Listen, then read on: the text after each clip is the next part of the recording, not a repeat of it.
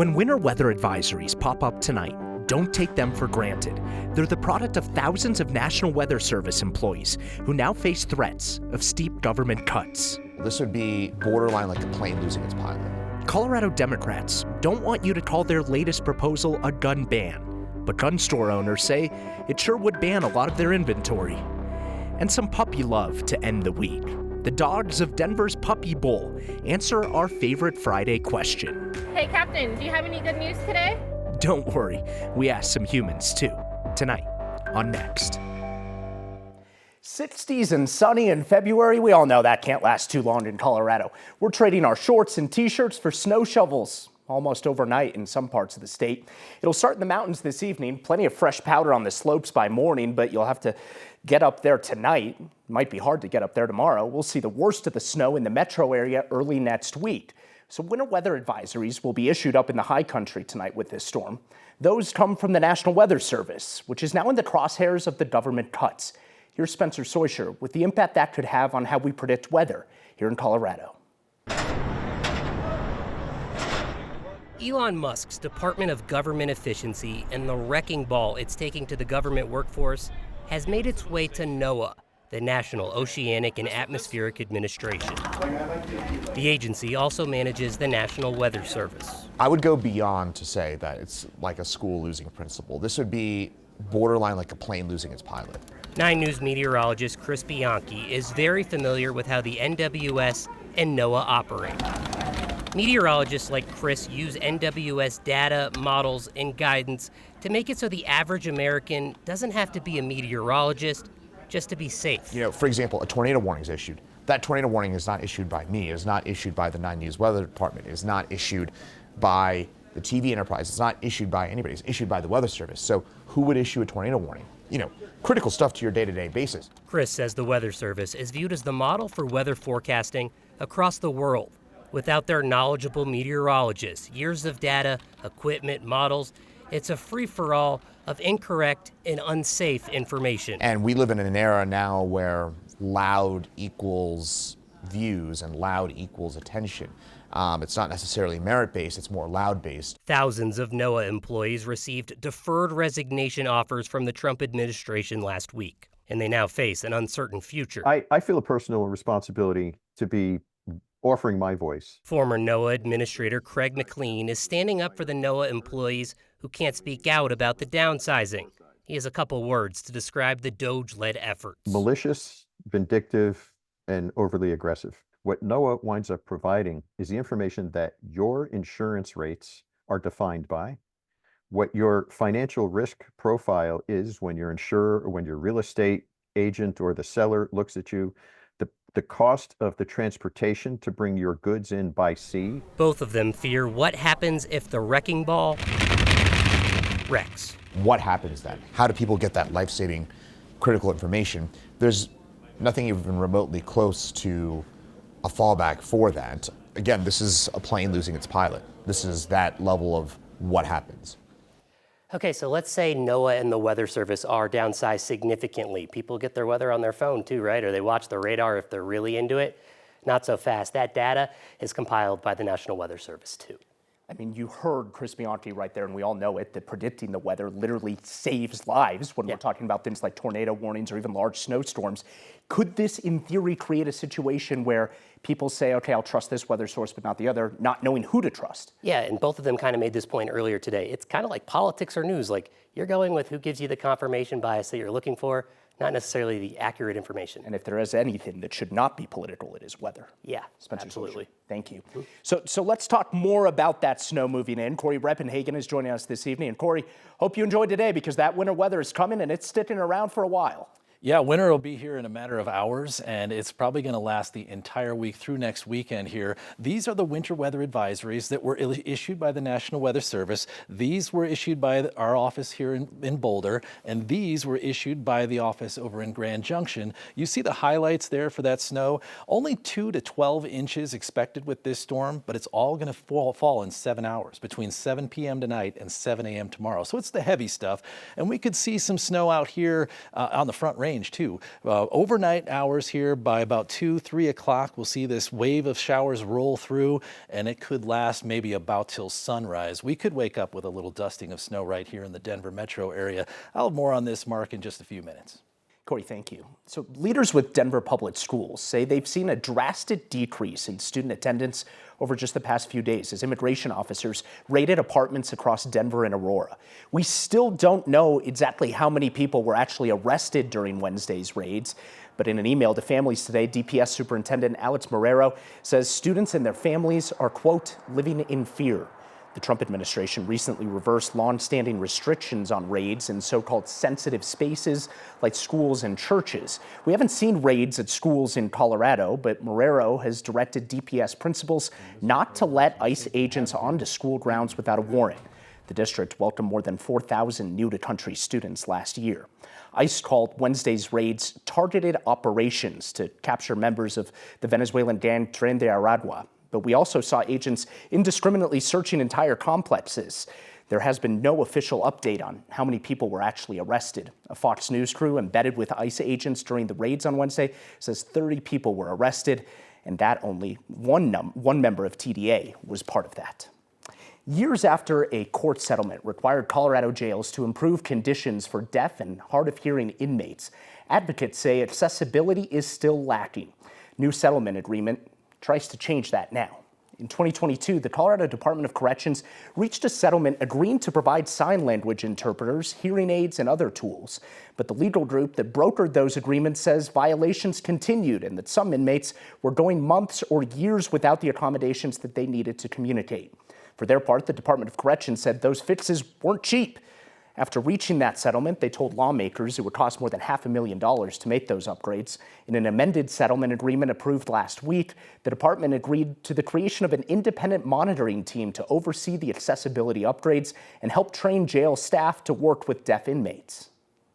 This process has really been missing. A huge thing with the deaf and hard of hearing community, especially within our state prisons, is that they're often misunderstood because staff and their peers don't understand what hearing loss looks like.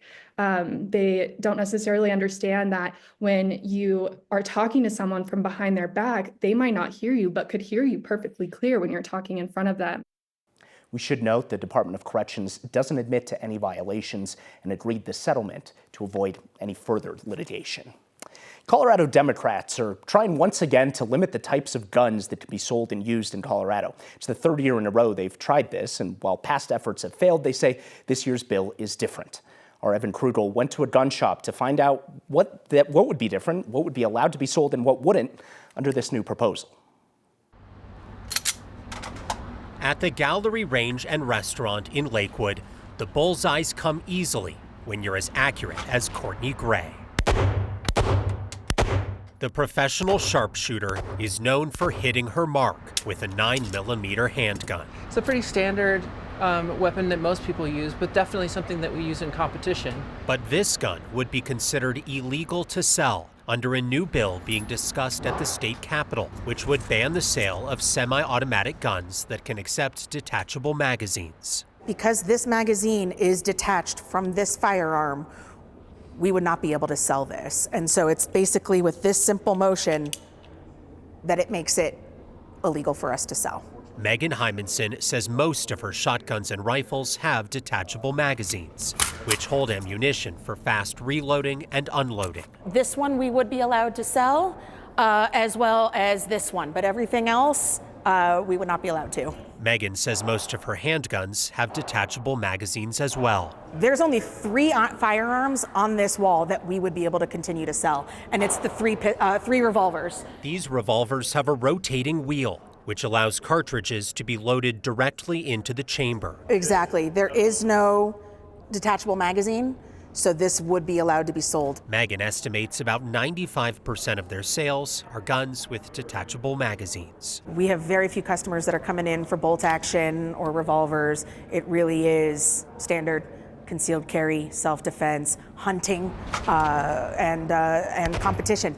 Megan isn't sure whether gun makers would change designs simply to accommodate Colorado stores. For Next, I'm Evan Krugel. That bill was set to make it to the Senate floor today, but debate has been pushed back until at least next week. We want to say a quick thank you for all that you've done this week to help survivors of domestic violence find legal resources that they need to get back on their feet. Kyle's off today, if you haven't noticed, but shares this update on this week's Word of Thanks microgiving campaign.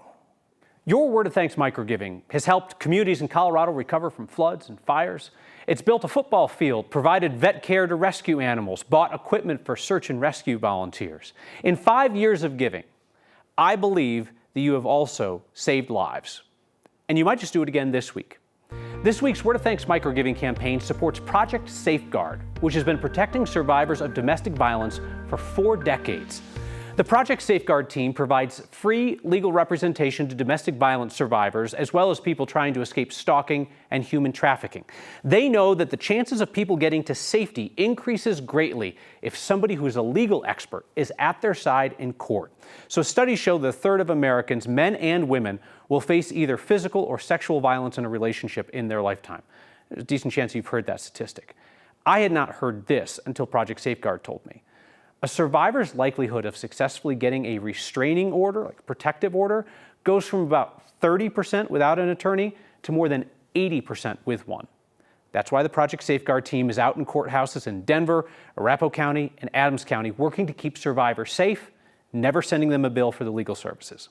Scan the QR code on your screen or text the word THANKS to 303-871-1491. We'll send you that link to donate. Your $14 million in microgiving proves the power of small donations. I will never ask you to give if I don't, so as always, I'll match the first 50 donations to get us rolling. 4,000 of you have signed up to simplify your giving by making a monthly donation to the Word of Thanks Fund. You put in your info and donation once, we split it among all the nonprofits we feature. And that means that we've started your recent microgiving campaigns with more than $30,000 in donations each week. That same QR code or text will get you there. Denver's flavored tobacco ban left a sour taste in the mouths of retailers. Now they're hoping to overturn it at the ballot box. Colorado's newest national monument is now on the chopping block as the Trump administration promises to expand oil and gas production. And the anxiety of the airport is canceled out by a bunch of puppies today. Your good news from the Puppy Bowl next.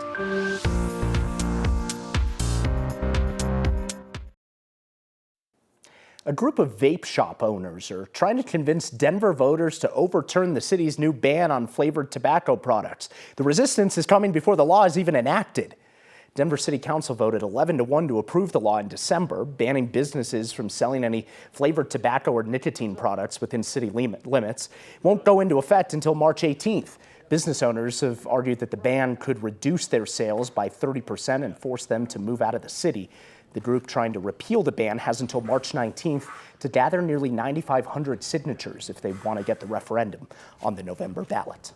The Trump administration has ordered a review of all national monuments and mineral withdrawals in an effort to, quote, unleash American energy by expanding oil and gas leasing on previously protected lands. In a memo this week, new Interior Secretary Doug Burgum directed staff to start reviewing all public lands that are off limits to drilling or mineral claims and to draw up a legal plan to revise or revoke those protections. That includes national monuments like Colorado's Camp Hale Continental Divide National Monument, which was created by President Biden in 2022. That designation protected more than 220,000 acres of the Thompson Divide from all new mining and energy development for the next 20 years. I want to get back to the weather now with Corey Reppenhagen. Corey, I feel like every winter in Colorado we have about 5 or 6, maybe even more false springs where it's 60 degrees and sunny in February. That felt like the first one today of the winter. That was the first one. I mean, Colorado's famous for that. So congratulations. We got through our first false fall there. Winter is knocking on the doorstep. In fact, we've already had some snow showers in the high country. Here's Futurecast tonight, filling out pretty thick here with some good snow showers all the way until tomorrow morning, probably even after sunrise with the heavy stuff there. So careful going to the mountains to enjoy that powder. It's going to be slow. And then we'll slow down a little bit through the day tomorrow, and another wave comes back tomorrow night into Sunday morning. So we're looking at some decent snowfall here, and we'll get some here in the Denver metro area, maybe just enough to have to shovel it off of our cars here. And this is a look at your Arctic week here. We'll get those temperatures down into the single digits, maybe close to 0 by Wednesday and Thursday morning. Mark? All right, Corey, we're not going to let you go just yet. We got some props for you today. We got a viewer named Shirley writing a weather haiku just for you. She wrote, "A weather haiku from Corey Reppenhagen is long overdue." 575, perfect. So we agree. Play the intro. Corey, let's see what you got. Corey Reppenhagen is on the weather beat. Tied to tuck and tie as spicy spring storms beckon, must break from this cage. Congratulations, Corey. He's a poet, he didn't know it. Well done, my friend.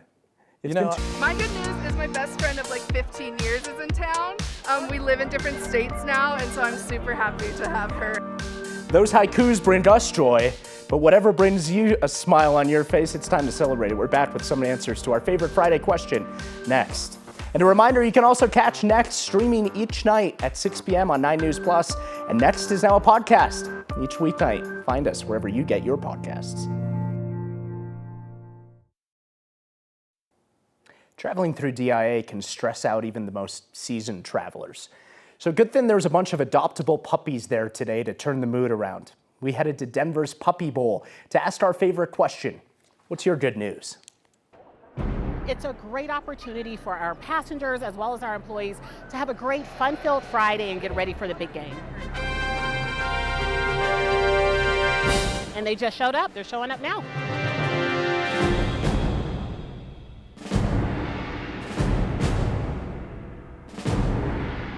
Caught my eye. I think it's really wonderful. I mean, look at them. The sweet puppies attract a lot of attention. People hear Puppy Bowl, see puppies, and it is magic. My good news is that I have a puppy playing with my face, but also hopefully all of these puppies will be adopted by the time I'm in on Sunday. My good news is I just got home from a 3-week work trip. My good news is my best friend of like 15 years is in town. We live in different states now, and so I'm super happy to have her and spend some time with her. Yeah. I get to come here and spend time with all the lovely people who are here at this airport. I've never met a grumpy person at the airport. They're always happy when they're with meet my dog and they meet me. So it really makes my day. It makes me a much happier person than I might be if I didn't do this. I'm with my friend Odessa. That's my good news. My good news is God bless Colorado. Time to go. They will be available tomorrow at 11 a.m. to their homes. Their forever homes. You heard them. They're all available for adoption tomorrow at 11 a.m. at the Denver Animal Shelter. A reminder as well that the best event of the year, in my personal opinion, is tomorrow. Golden's in Golden also starts at 11. If you haven't been, it might be heaven on earth for dog lovers. Go to both of those events and you've got yourself a perfect little Saturday. We're back with your feedback next. Perhaps our favorite voicemail feedback that we've ever gotten. Someone says, yes, I would like to say that Corey Reppenhagen is a slow-talking, gorgeous man, and I wish he was on every day. Thank you. We'll keep those haikus coming. Corey's working on some more. We'll see you next time.